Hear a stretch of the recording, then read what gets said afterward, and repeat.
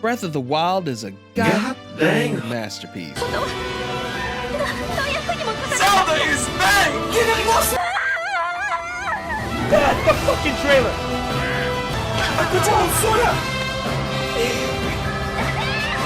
Oh my god! Time and time again, the Legend of Zelda series has produced incredible games and stand testament to the quality of video games and an undying spirit of creativity. They've amassed a catalog of beautiful, well-crafted games over the years. Games like Twilight Princess, Aka fucking Reina of Time, Link Between Worlds. That one game people hated briefly but is beloved by millions now. A Link to the Past. That other game people hated briefly. Oh, that's right. They still do. Then you got Breath of the Wild over here. She knows she's the hottest bitch on the block and she's not ashamed of it. And I mean, can you really blame her? She's a triumph of creativity and a gameplay achievement. I mean, the characters, the exploration, the freedom to do what you want, and the overall experience of wonder and excitement from each new discovery. It's the perfect goddamn game with no flaws whatsoever.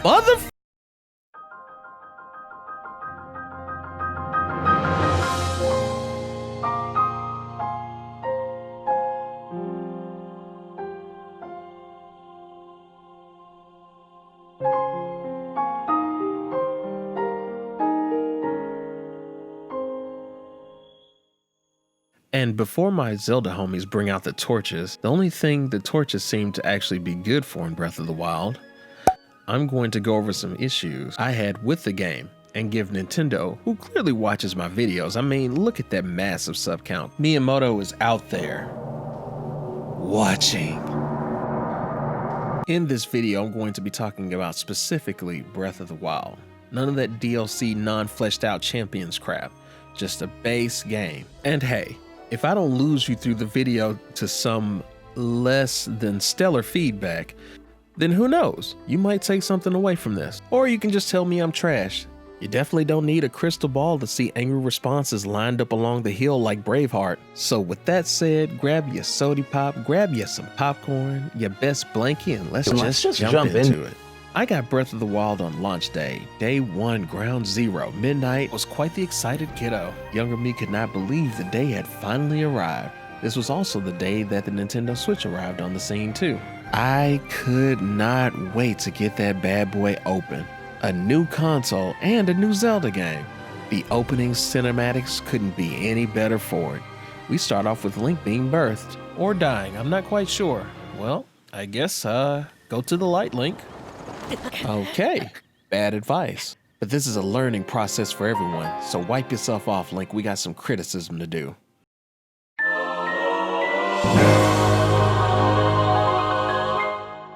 Dungeons throughout the Legend of Zelda series have always been these cool little locales where you have to go search out things within this location and get the big prize at the end. They were these essential locations that Link had to trek through to ultimately bop Ganon. Again. And again. And again and again. And that time. In Breath of the Wild, this has been split into primarily two things. You've got your A, mini shrines, and B, you've got your divine beasts, which serve as the big dungeon, quote unquote. You did also have your trials, more or less. They're not really dungeons, but benefit of a doubt, we can go ahead and count those two. When you finish the mini dungeons, you would get spirit orbs alongside of little nifty weapons here and there going throughout them. Did I mention Korok seeds can bite my ass? I didn't? Korok seeds can bite my ass. In all fairness, I liked a lot of these mini dungeons. Some of them tended to be very basic, which garnered a lot of criticism, and I'm not going to stand in the way of that criticism because you have every right to. It makes a lot of sense if you want more thought-provoking puzzles. For me, I liked the mini dungeons. Not all of them, but I liked a good deal of them. Then you had the Divine Beasts, which made me think of Power Rangers. You had Chameleon Man, Camel, Elephant, and Birdo.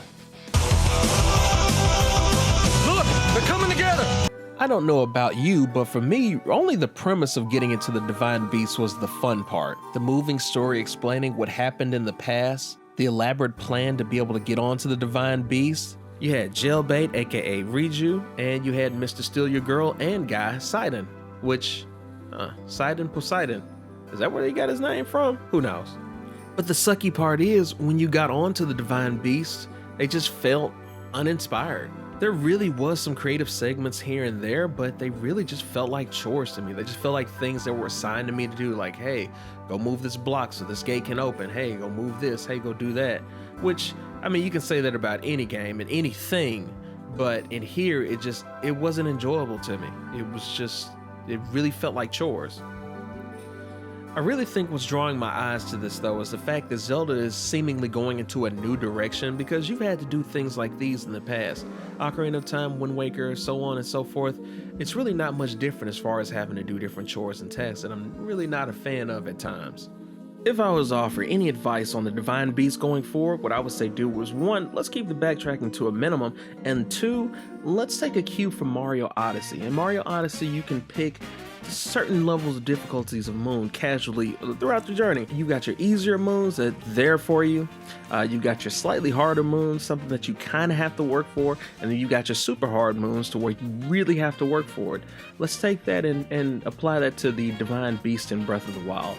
We could have it to where there is quite a number of puzzles within the Divine Beast. If you don't like puzzle solving, but you like Zelda, then you can get easy to moderately difficult puzzles. And with that, the diehard fans get exactly what they want.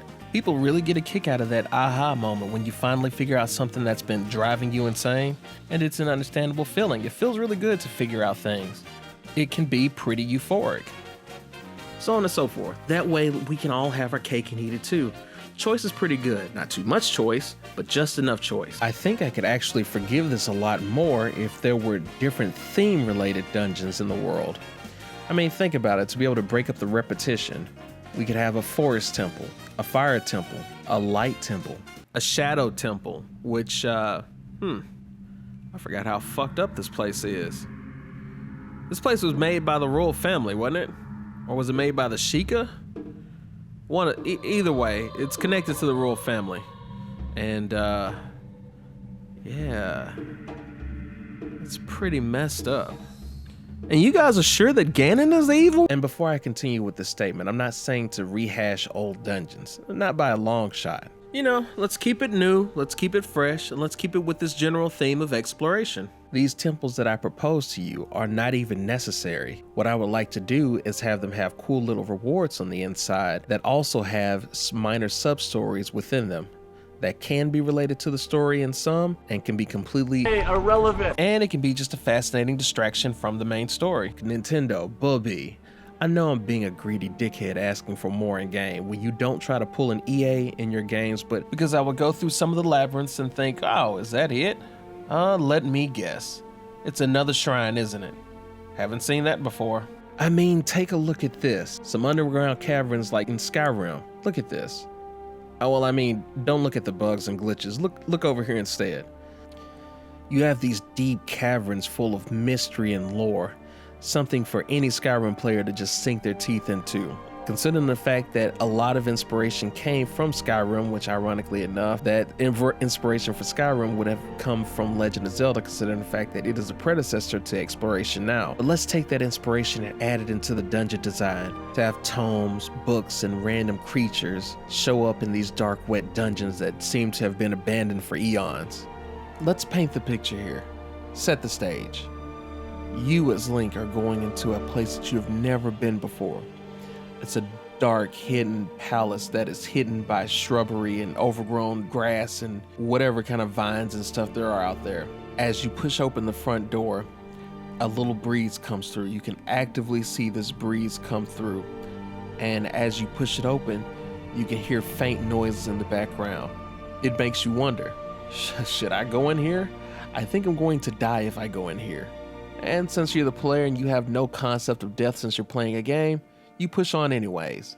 Even though Link is like, bruh.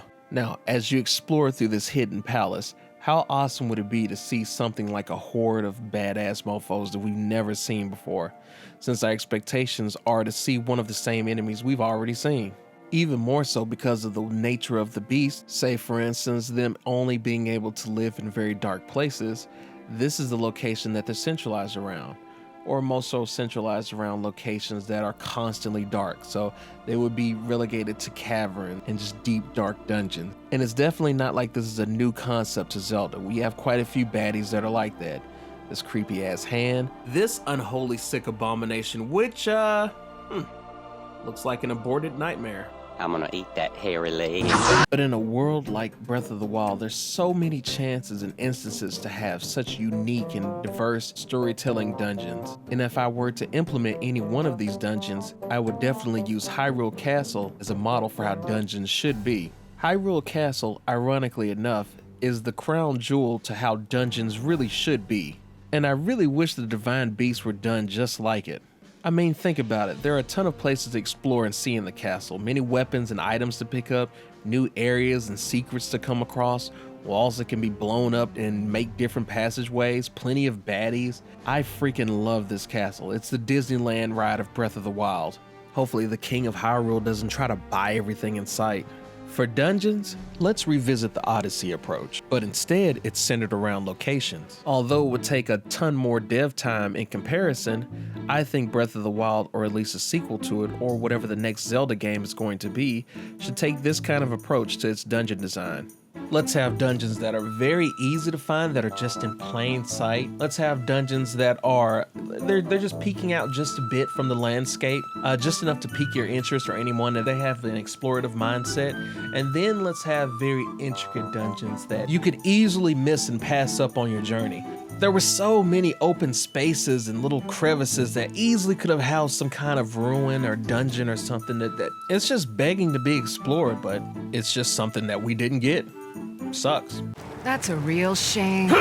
Speaking of locations, I don't think we've talked about the cities. The cities are fine, but a little drab. With all puns intended, coming across the Zora's domain, it was pretty cool initially, but as you take a closer peek and you take a trip around the city, it's pretty drab. There's not really anything going on. Same to Goron City. It's really drab.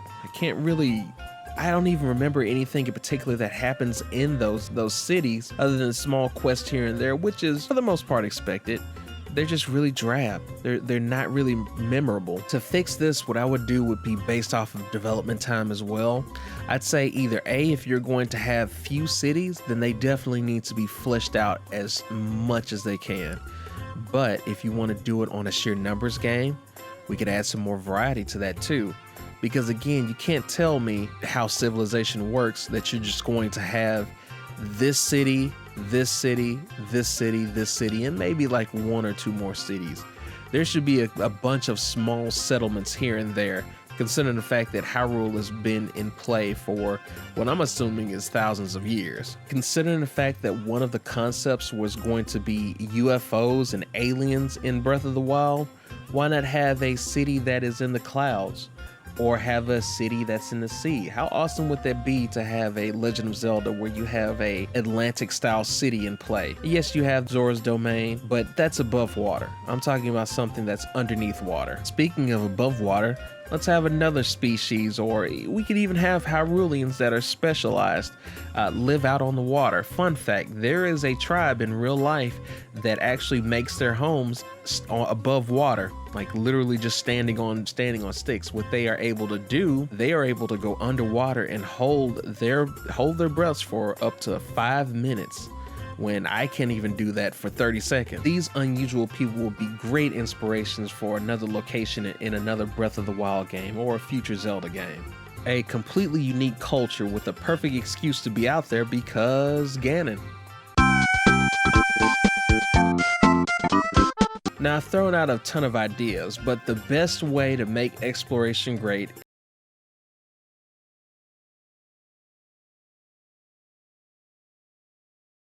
FBI, open up! Alright, well, speaking of jailbait, let's look at...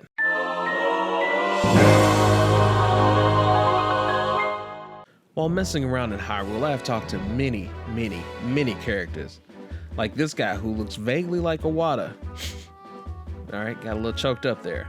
This guy who guilt trips me in not trading his stupid beetle.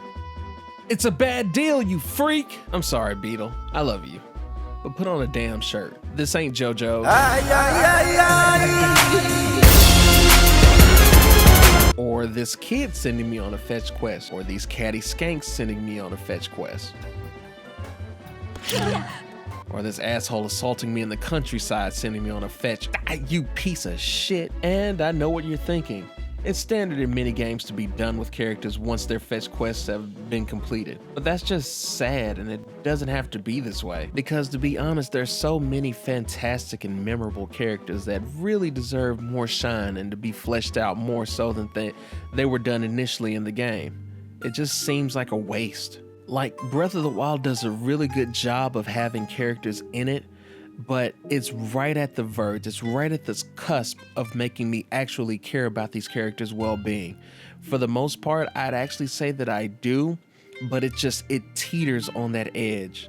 And the best way to help get the player fully invested in it is to have them do more within the game, both for the quest, before the quest, and after the big quest is done. Let's take Ryuji for example. After her big moment with the Divine Beast is over, why not have her move around the village instead of being in one spot the whole time? And look, I know this is probably asking too much, but hear me out.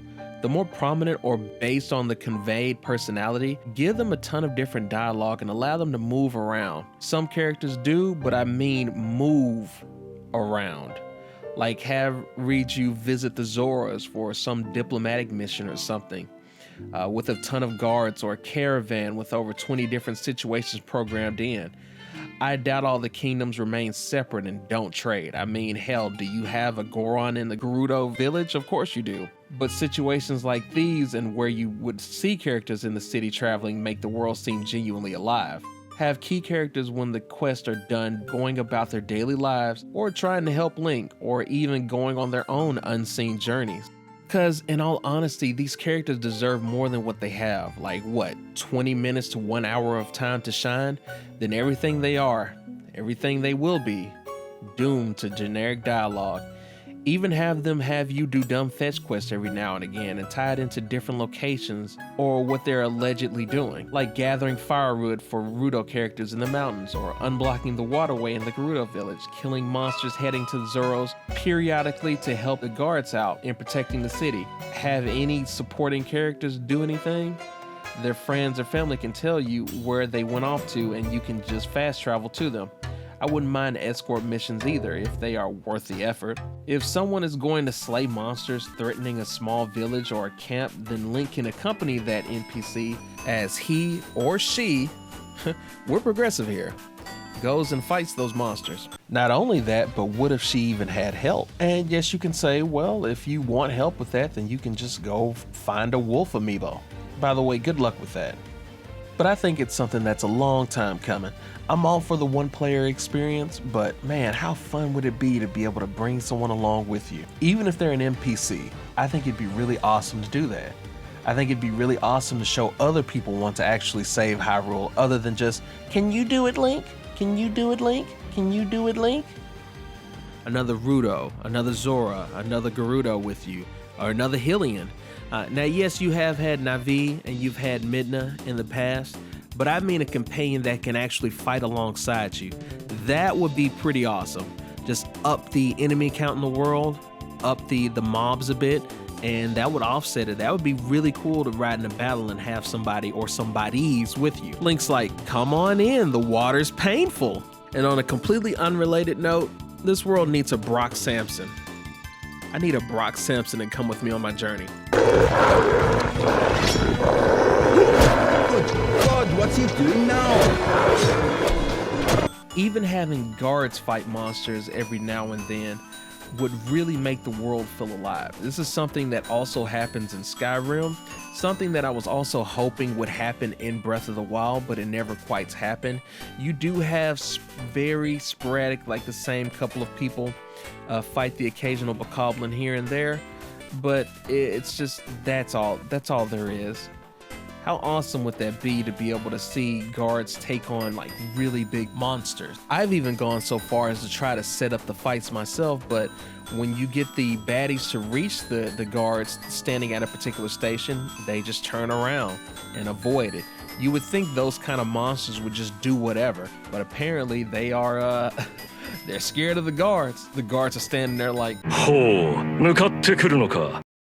No. and you know what? As I think about these characters, Zelda is no different. Sure, the story revolves around her mostly, and of course she gets top billing. She gets genuine character development. I've seen her be a damsel in distress, but in Breath of the Wild, she's different. She seems real. Actually caught one. This delicacy is known to have very, very potent effects under the proper circumstances. Ta-da! But stuck. Wasting your time playing at being a scholar. Curse you. I've spent every day of my life dedicated to praying. And that right there, freeze frame. Now you may be wondering how I got here. Just kidding. That is what I want to see more of. I want to see characters with flaws. I really like seeing Zelda vulnerable. I can relate to that. I can relate to trying as hard as you can, like your life depends on it, only to get nothing in return. To fail. I think that's what's needed more of in the next Zelda. In the past Zelda games, it never seemed like it was her fault. She just seems like the damsel in distress that just happens to be at the wrong place at the wrong time. That and, being descended from a goddess doesn't help her situation either, or does, I'm not sure. But it feels like the story is centered around it being all her fault. Like, think about the past Zeldas. Like really, Zelda? Really, you overslept? Bruh. It's just something that I can painfully relate to. Characters that feel, human. Characters, no, people we can all relate to. The shopkeeper, or I guess you could say the very shy shopkeeper. Aww. The eccentric sister of Impa, Pura. OG, the main man, Daruk. The dashing Sidon. The sassy yet spectacular Bolson.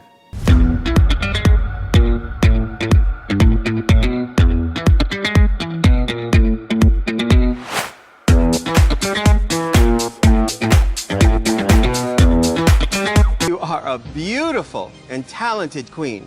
All these characters were so cool in their own way. We need these characters out and about moving around in Hyrule. I mean, these are people with their own lives. Let's have them doing errands and seemingly living their lives. I want to like these characters. I already do like these characters, but I want their personalities to shine forever in the game, so to speak.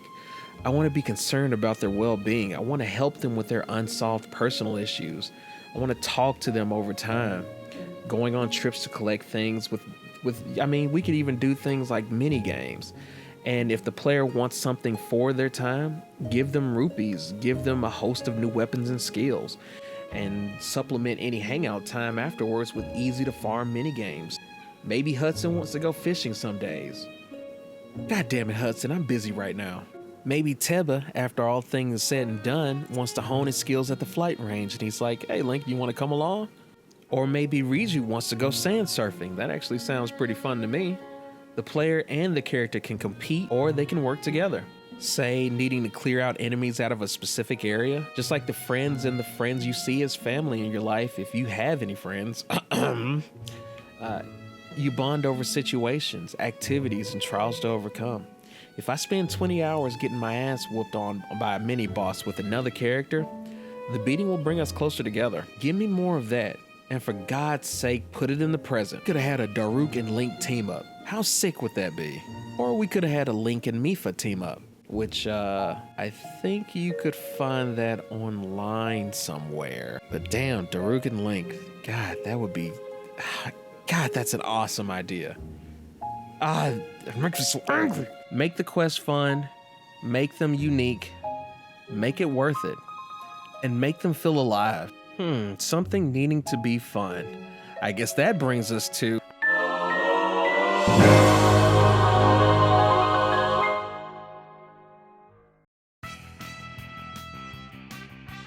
The combat in this game isn't too bad.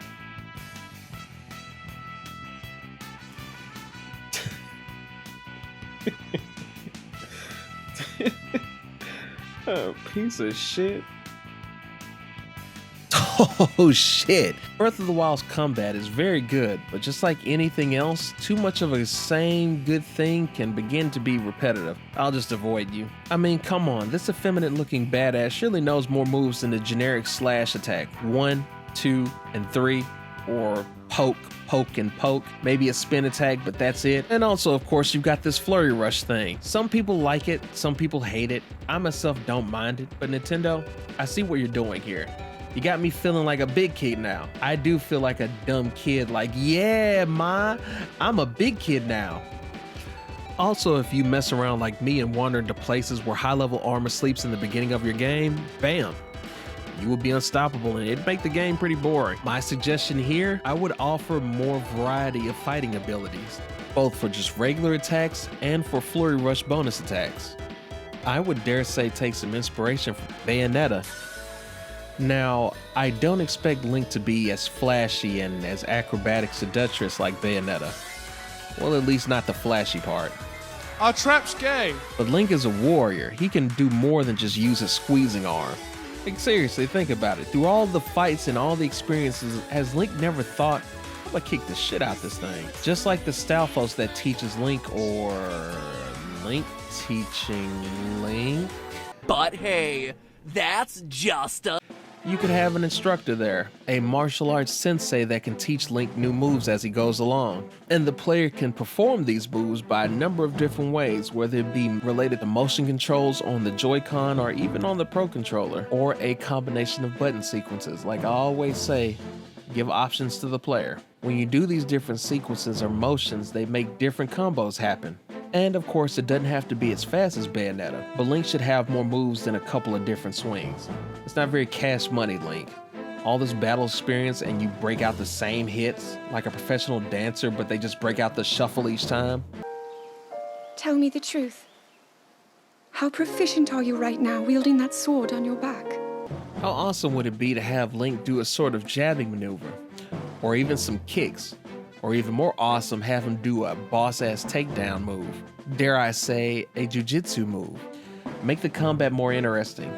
Make the combat more rewarding. The same move over and over gets boring and repetitive sooner than you think. And while we're on the topic of weapons, let's get into it. Commercial break. Do you like gaming? We got you covered. Do you like geek culture? We got you covered. Do you like geek apparel? And come on down. Being naked in public is mostly illegal. For now, it's also YouTube drama free. Guys, drama free.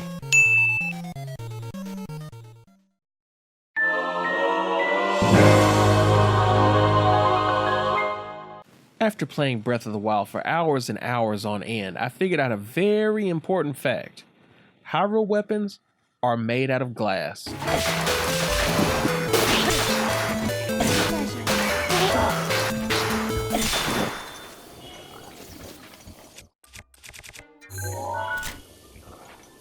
Now, Aonuma, buddy, friendo, I get the reasoning behind it. Your items break, you go and explore and find new ones. You make the Korok seeds more valuable, you make the Master Sword more sexy and appealing, even though the Master Sword losing power for 10 minutes feels stupid. But the problem for me is that it ignores the scarcity principle. And dear viewer, I'm pretty sure you're asking, what the hell is the scarcity principle? Well, I'm glad you asked, even though I'm pretty sure you didn't. If I get this awesome looking flame sword, and it's going to be hard to find another cool ass looking sword, I'm not even going to use it. I'll just hold on to it. I'm going to save it for a rainy day, which is probably a bad idea since it likes to rain so much here. You end up saving the weapon for a rainy day that never comes. You find an item, keep the item because it looks cool, or you might need it later. Breaks in 2 hits. Rinse and repeat until you have run out of inventory space because you get sick of looking for dumbass Korok seeds.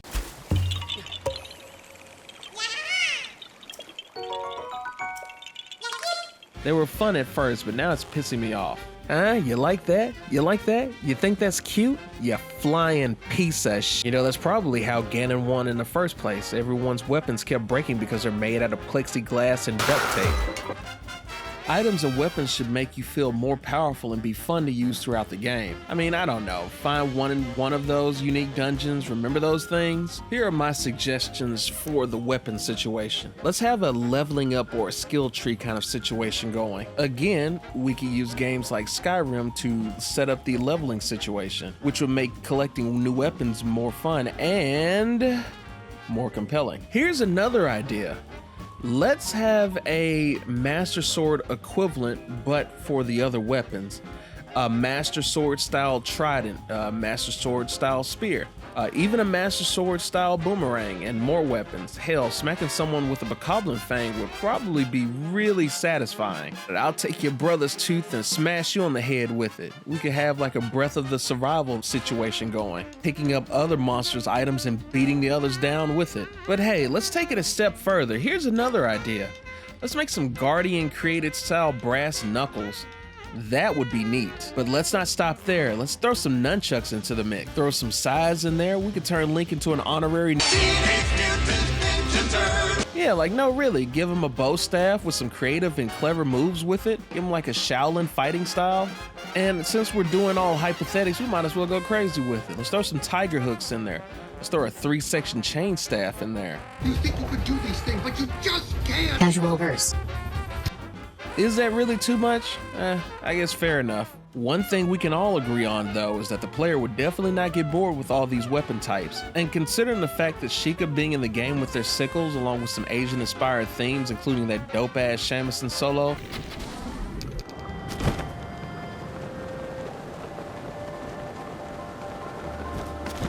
it really would not be far off since as weapons like the scythe from the Yiga clan used to fight originated from farmers in Asia. These items were farmer tools used to harvest rice that doubled as weapons for self-defense, followed by scythes, nunchucks, and hooks.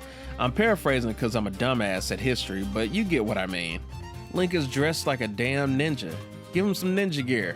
And of course, if you have to, for specialized weapons, just make them hard as hell to get though. Make it worth it and give the player a rewarding feeling once they get them. Let's have a leveling system for base weapons. If there's going to be a very small set amount of different weapons, let's at least have a leveling system for them to where you can just level up those weapons, even going as so far as taking I want to say it's a page out of Final Fantasy X. I think they did it in this game too, to where you can add elemental abilities to weapons, like give it fire elemental, give it water elemental, give it light elemental, even give it wind elemental. We can have or even an earth elemental. You know, you can have like an avatar situation going. That would actually be pretty cool. I think I just heard my stomach growl. If that's the case, then I think we should talk about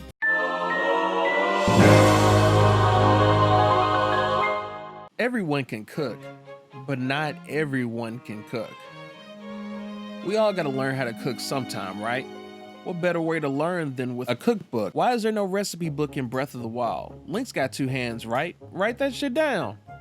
If you come across a recipe that gives you 400 hearts and 12 years of strength boost, you better write that shit down. Speaking of food, being able to eat food on the fly would be much better than having to pause the game, pull out your backpack, go all the way over to the food that you want to eat, look through the stats, and then eat the damn food. The bokoblin over here is like, come on, I got shit to do. What I would recommend doing to keep the tension up is an option for the action to be slowed down drastically, but still moving so you can shit your pants. Also, another thing that I probably missed, the game should show you the stats of items lying on the ground. Now, you could say it could clutter up the artsy nature of the world, but if that's the case, make it an option in the menu settings. Boom, simple. Another really neat thing that I think needs to be added in the next game is I'd also like for you to be able to record where certain ingredients are on the map. Come on, man. Link has this high-tech ass device. If it can freeze water or fucking stop an object in time, you can't tell me that this thing can't record food recipes. My old ass Nokia phone could use memo pad.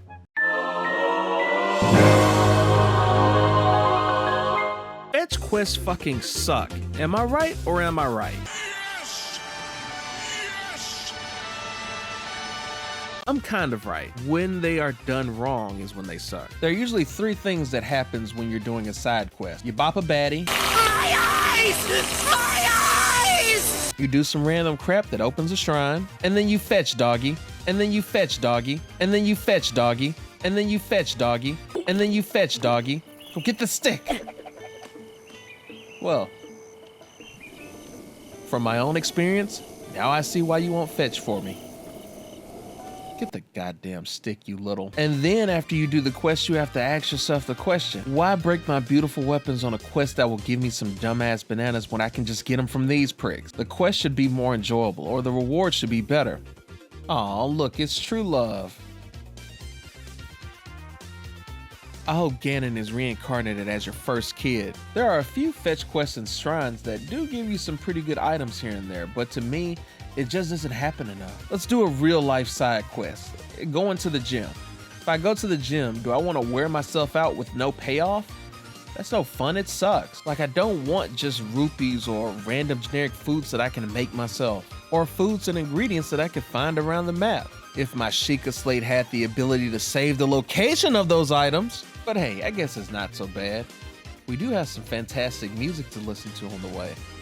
And of course it's going to be amazing because Zelda is known for its breathtaking, slap your mama in the face, stupid, incredible, crazy, oh my god.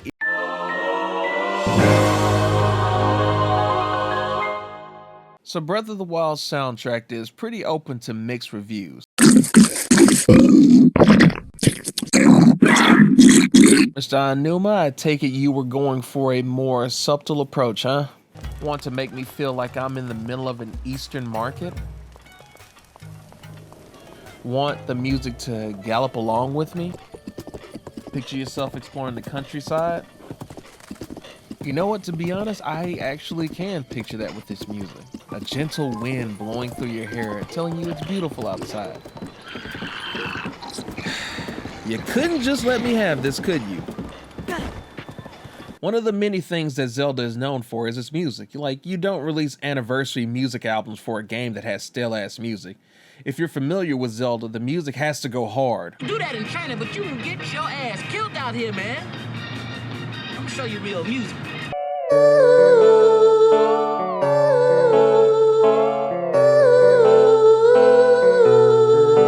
The music is incredible and it really conveys the story to you. The minimalistic music is great and all, and it gives me a sense of nature and the world around Link, but can you really, without thinking about it, remember tracks from Breath of the Wild?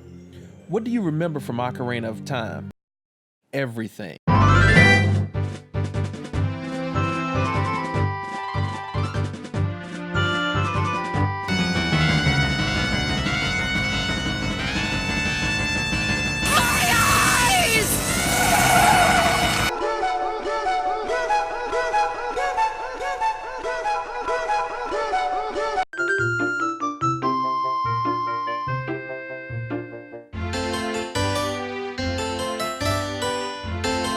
Majora's Mask, scary ass, plenty of music. Wind Waker, boy, come on. I feel like I'm on a real adventure over here. But on a side note, even though I can't remember some of the tracks from Breath of the Wild, some of the music did have a very nice appeal to it. I do love Chinese dragon music, mainly because I'm a sucker for Eastern culture and the haunting, soothing melody speaks to me. I hate how I'm not attached to any of the music in Breath of the Wild. The main theme is great. The city themes make really nice sleeping or YouTube discussion music, but none of it is really memorable. Look at Smash Ultimate and the music selection on there. Why not so much of Breath of the Wild? Well, because not much of it's really memorable. I can imagine being one of the people that ported over Breath of the Wild music to Smash Ultimate. It's like, do I pick soothing track number 1? Should I pick subtle piano key notes for track number 3? Should I pick ambient noise number 87? There's nothing really there. As cool as it is, like I like it. I really get it, but it's just not memorable. And on the flip side, some people really like ambient music in open world games. The ambient music genuinely is nice. Like, play the game by yourself on a big TV if you can get yourself one. I'm not a baller myself. Turn up the volume and immerse yourself, or put some headphones in. As you explore, the music kind of just takes you away at times, puts you in the mindset of exploring, that you're on this adventure exploring this lush green world you reside in. It's just, and I can't stress this enough, it's just not memorable.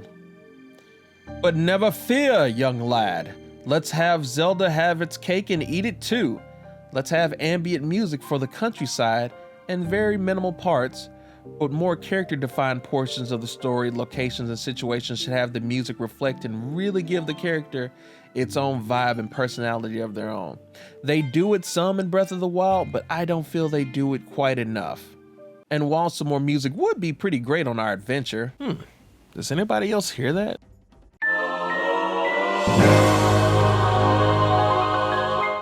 Generally speaking, Breath of the Wild has some good enemies, good, and a few great ones. You guys know what I'm talking about, but Breath of the Wild is generally speaking only say 20 or so different enemies. I mean, you have your pigs, you have your bigs, you have your lizards, you have your gizzards. I'm sure someone from Hyrule has tried to smash one of these handsome devils before. You've got your fatties, you've got your choo-choo rockets, you've got your Zubats with no depth perception and sand Moby Dick. You've got this obnoxious prick, and you've got different levels and elemental capabilities of these things too. But why? Why is it so limited? Zelda has had so many fun and memorable baddies, and it's a real shame to me that it's just been kept to 20 or so bad guy types. To me, that's just really boring. And with Zelda's rich history, you could easily have pulled more, like add loads more from the Zelda bad guy roster. I would have taken a chain trooper with a ball and chain or a Re-Dead. Okay, yeah, wait. Yes. I shit myself. Don't get me wrong here. Bullying enemies in Breath of the Wild is fun.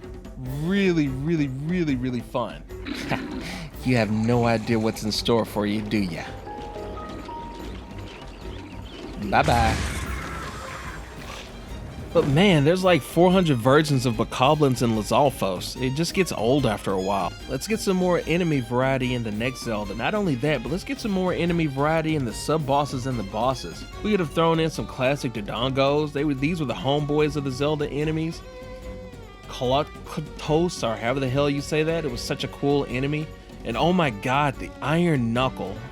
By far, one of, if not the best sub-bosses out of any of the Zelda games. Any, and don't at me.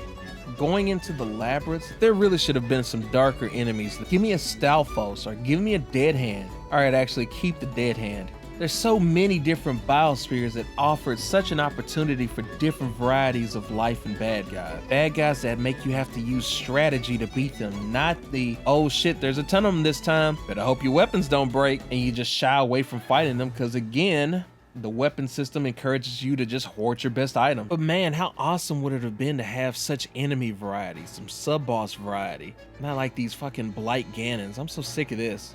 Blight Ganons, man, they're just a reskin.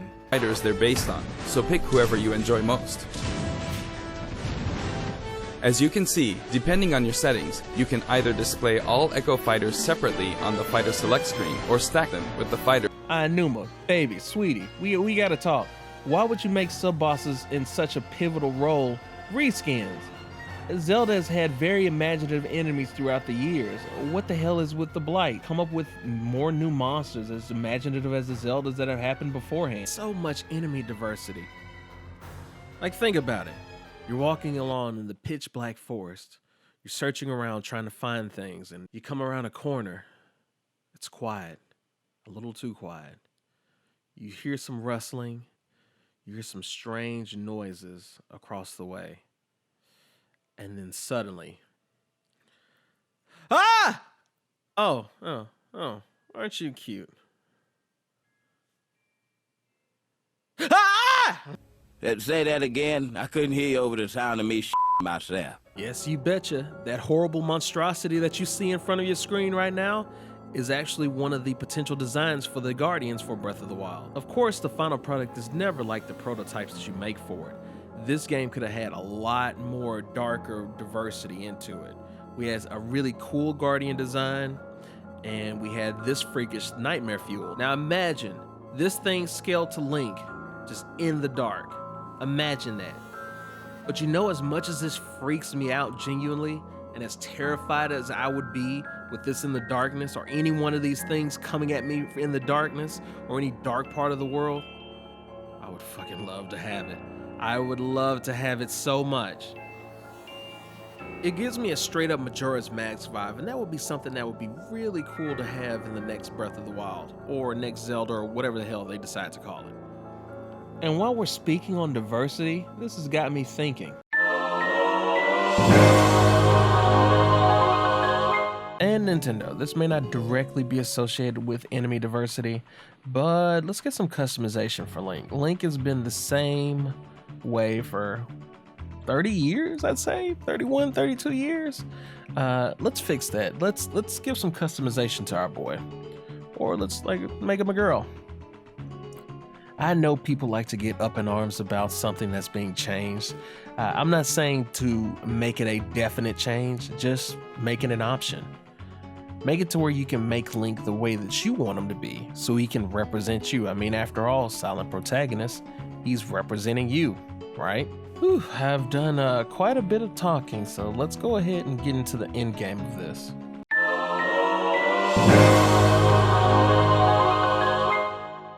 When you cram the entire story of Breath of the Wild into a short little trailer, it definitely looks epic and jam-packed. It looks flawless, beautifully orchestrated. But to me, there are definitely some blemishes on that beauty. First off, let's be Captain Obvious here. The amnesia stick is definitely a little overdone. What's your name? I don't know. Amnesia. And speaking of overdone plot lines, Ganon is at it again. You see this? What the liberal media always spews out is yet another Green Man bad narrative. On the pro side, the story is optional, which is pretty standard for open world games.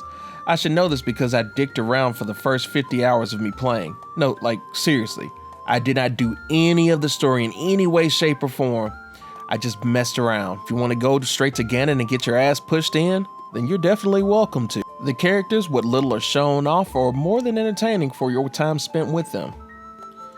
The feeling that I genuinely get from the story is, it could be better to, oh, that's not bad. That's pretty nice. My biggest problem with the story is the fact that the majority of the story took place 100 years ago. And given how quiet everything seems now, it really just feels like it was a waste. It feels like the champions were somewhat wasted. Huh, they were wasted, weren't they? Watching the cutscenes with Mipha and my main man in them, it's like, why the fuck am I not allowed to hang out with these guys? The journal entries also give them more love, but man, the journal entries to flesh out a story is a tired cliche to me. I don't play games to do more reading than I have to do with the initial game.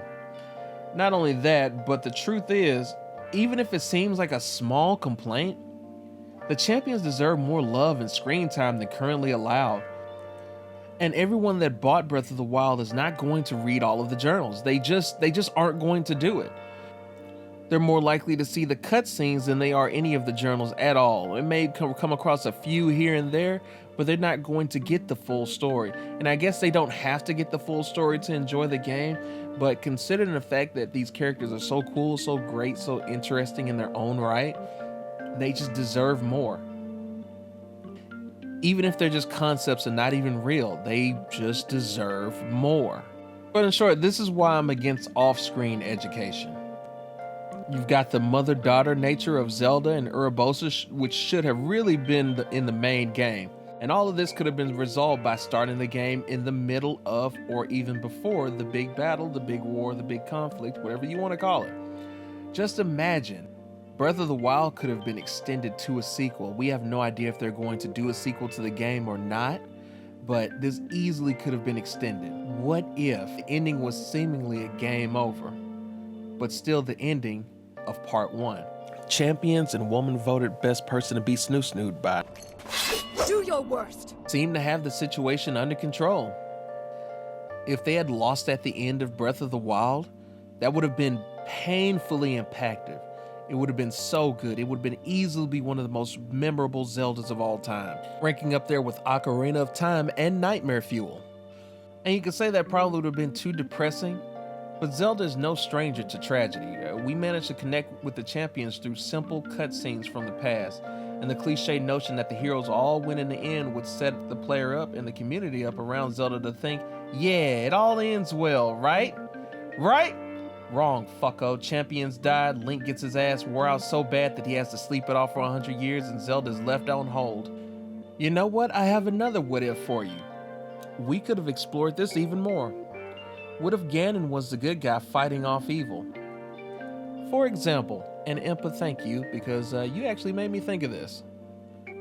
For the story being told by Impa when I played, I had a glimpse of thinking, wait, Ganon is possibly the good guy this time?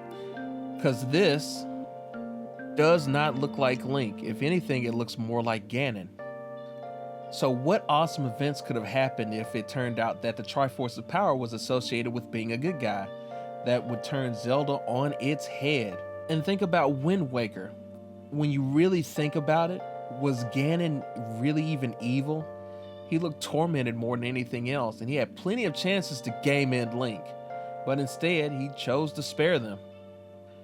I love the story of Zelda and all the stories surrounding Zelda, but it's been done. I mean, seriously, I would have taken the UFO futuristic concept over the desolate landscape again. And with the Champion's Ballad coming out, I lied about talking about the Champion's Ballad. I am sorry, by the way. One thing that they could have added to at least remedy the issue with the story is to make the champions playable in the Champion's Ballad. I mean, give them their own animations, but the interface is generally the same. Even if the DLC became $30, I would gladly buy into that because they were fantastic characters and we were never given a chance to interact with them ourselves. Not only that, but give me a playable Zelda! I mean, yes, I remember what happened the last time we let Zelda save herself. Ooh, those were dark times. My boy. I mean, or you could even make her a mage. I mean, she is a magic wielder, so let her do magic. Make her like one of these assholes, minus the asshole. You could even go as so far as to bring the Sheik costume back and give it a story around it. The costume style already exists in Breath of the Wild. She could have a ninja and stealth-based fighting system. Now she's dynamic and the player could even choose how they want to fight with her. I want to feel like my choices matter, and with these simple little add-ons, it may not be a perfect one, but it would help the player feel like that their choices actually matter. Whew! That is that. Sorry about taking up so much of your time, everyone, but I hope you had fun. I hope you had a blast listening to me talk about nothing for like the past hour. If you want to know the opposite end of all this criticism, Breath of the Wild is an amazing game, and it deserves its praise. It's a love letter, testament of what gaming should be about: adventure, exploration, freedom of choice, no dumbass loot boxes or gacha systems. It's fun, it's imaginative characters, a fantastic world. While it's not perfect, it's just, I want a little more of it. And if you've already beaten Breath of the Wild and put it down, well, consider popping it back in on your Switch, or Wii U if you just gotta be difficult, and give her another spin, another run through Hyrule. Bully some bokoblins for old time's sake. And please, keep in mind that these are just my opinions, and it's okay to have different opinions. Sometimes you agree with somebody, and sometimes you don't. And the truth of the matter to me is, Breath of the Wild does not appear to be a masterpiece.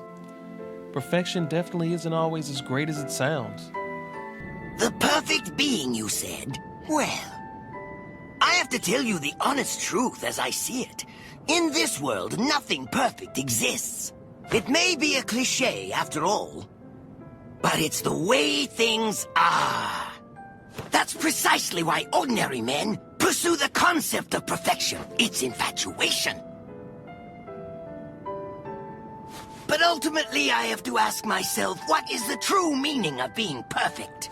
And the answer I came up with was nothing. Not one thing. The truth of the matter is, I despise perfection.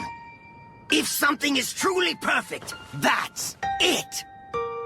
The bottom line becomes, there is no room for imagination. No space for intelligence, or ability, or improvement. Do you understand? To men of science like us, perfection is a dead end, a condition of hopelessness. Always strive to be better than anything that came before you, but not perfect. And we should celebrate that while striving for our own sense of perfection. And if you don't mind, I'm going to try to perfect this shield as much as I can. I have a Patreon. Tiers start as low as $1 a month if you feel like you want to support what I do here. And if you like geek apparel, don't forget to check out Threadiverse.com. Some amazing designs in there with some independent artists' help. You can't go wrong. Treat yourself to something nice. Also, if you have a differing opinion or if you feel like I left something out, feel free to let me know in the comments section down below. I'll be down there reading. You know, I hear that subscribe button is also pretty cool too. Maybe consider checking that out. And lastly, of course, I have to say, thank you so much if you made it to the end of this video. I really appreciate it more than you ever know. You taking the time out of your day to watch a video like mine. It means a lot to me, and it's something that I really can't take for granted. So thank you. Thank you, thank you, thank you, thank you, thank you, thank you. Googleplex, thank you. Treat each other well. Later. This theme, boy. I've never wanted to hug a fish so much in my life.